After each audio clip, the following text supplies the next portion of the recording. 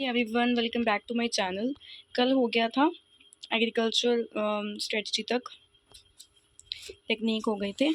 आज हम करेंगे यूज़ ऑफ मैन्योर और फर्टिलाइजर्स।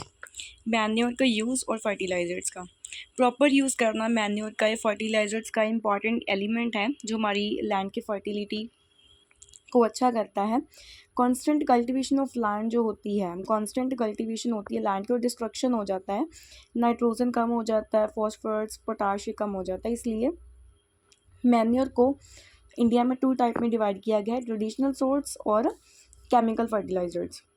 ट्रेडिशनल सोर्स में क्या हो गया, जैसे काउडंग हो गया, ठीक है, कंपोस्ट डिकम्पोज लीव्स हो गए जो एग्रीकल्चर प्रोडक्ट के लिए यूज़ किए जाते हैं लॉन्ग टाइम के लिए, ठीक है। इसको लार्ज स्केल में यूज़ किया जाता है। जो कंपोस्ट है वो इंडिया में रिजर्व होती है। Town refuse waste and green manure जो है इंक्रीजिंगली यूज़ किए जा रहे हैं, इंक्रीज़ हो रहे हैं। क्रॉप रोटेशन को ज़्यादा प्रैक्टिस किया जाना चाहिए।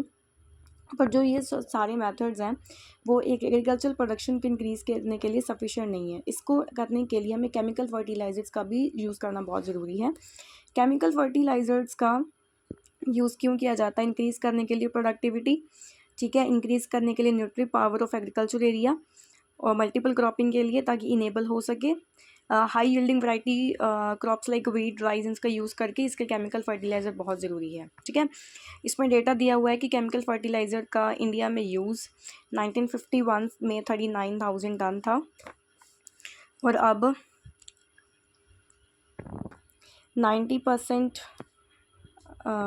फॉस्फेटिक फर्टिलाइज़र हो गया। अबाउट 50% जो यूरिया रिक्वायरमेंट है इंपोर्ट्स के लिए, ठीक है। गवर्नमेंट ने काफ़ी सारे मेजर्स लिए हैं कि केमिकल फर्टिलाइजर्स का यूज़ हो सके।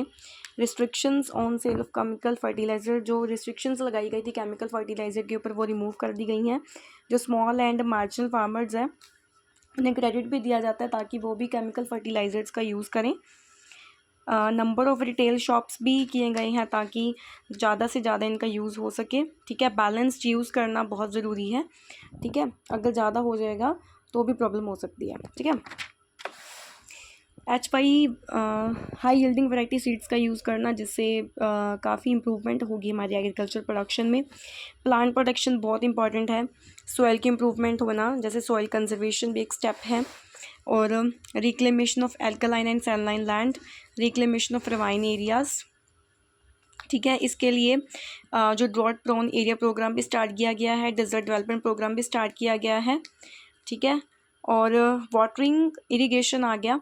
इरिगेशन आपको पता ही है, इरिगेशन की बहुत ज़्यादा इंपॉर्टेंस है क्योंकि हमारा जो एग्रीकल्चर इंडिया का वो गैम्बल इन मानसून है। मानसून पे डिपेंड रहता है कि कब बारिश होगी और कब जो हमारी एग्रीकल्चर प्रोडक्शन ज़्यादा होगी, है ना। इसलिए इरिगेशन बहुत ज़्यादा इंपॉर्टेंट सोर्स है। इरिगेशन के सोर्स बताएं, सरफेस वाटर हो गया, ग्राउंड वाटर हो गया, ठीक है, ये सोर्स हैं इनके। मैकेनाइजेशन ऑफ एग्रीकल्चर, मैकेनाइजेशन बहुत ज़्यादा इंपॉर्टेंट एग्रीकल्चर के लिए बहुत ज़्यादा इंपॉर्टेंट है। जैसे ट्रैक्टर का यूज़ हो गया, हार्वेस्टर, थ्रेशर इनका यूज़ हो गया, ठीक है। इरिगेशन के प्रोजेक्ट्स भी काफ़ी स्टार्ट हुए हैं, ठीक है। आर्ग्यूमेंट्स जो फेवर में हैं कि सेविंग होती है टाइम की, लेबर की, ठीक है, जो काम है वो जल्दी हो जाता है एज़ कम्पेयर टू जैसे हम ब्लॉक्स का यूज़ करते थे। डीप प्लोइंग होती है, ठीक है, with the help of tractors के साथ, ठीक है। इसके लिए हमें बहुत ज़्यादा कम लेबर की ज़रूरत पड़ती है। जो डिफ़िकल्टीज़ आती हैं, डिफ़िकल्टीज़ क्या आती हैं कि जो डिफ़िकल्टीज़ क्या होंगी, अगर सारा काम यही करने लग जाएंगे तो वही बात, अनएम्प्लॉयमेंट ज़्यादा हो जाएगी, है ना।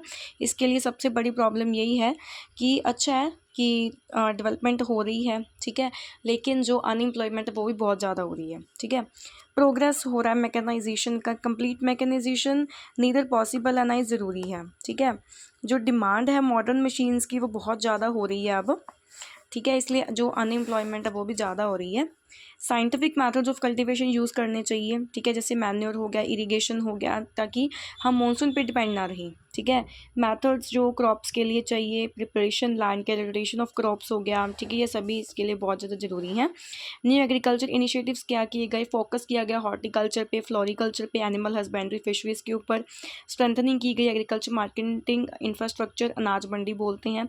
National scheme repair and renovation for water bodies के लिए।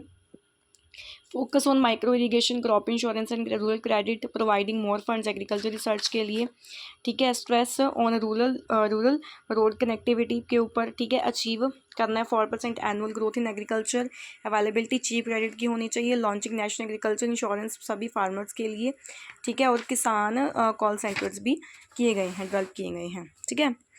एंड स्ट्रेंथिंग राष्ट्रीय कृषि विकास योजना टू इनहेंस एग्रीकल्चर प्रोडक्शन और प्रोडक्टिविटी के लिए नेशनल पॉलिसी भी की गई है फार्मर्स के लिए, ताकि इकोनॉमिक वेलबींग उनकी जो इकोनॉमिक कंडीशन है वो ठीक हो सके, ओके। और जो है राष्ट्रीय कृषि विकास योजना वो हम नेक्स्ट लेक्चर में करेंगे। फिर वीडियो अगर बड़ी हो जाती है तो हमें देखने भी थोड़ी सी मुश्किल हो जाती है, इसलिए अगर समझ आया हो तो लाइक करें, चैनल को सब्सक्राइब जरूर करें, ओके। क्योंकि मैं लाइन टू लाइन आपको सभी एक्सप्लेनेशन करती हूँ, सभी चैप्टर्स की करूँगी आगे भी, ओके। और कमेंट करके ज़रूर बताएं कि कैसी लगी। Thank you.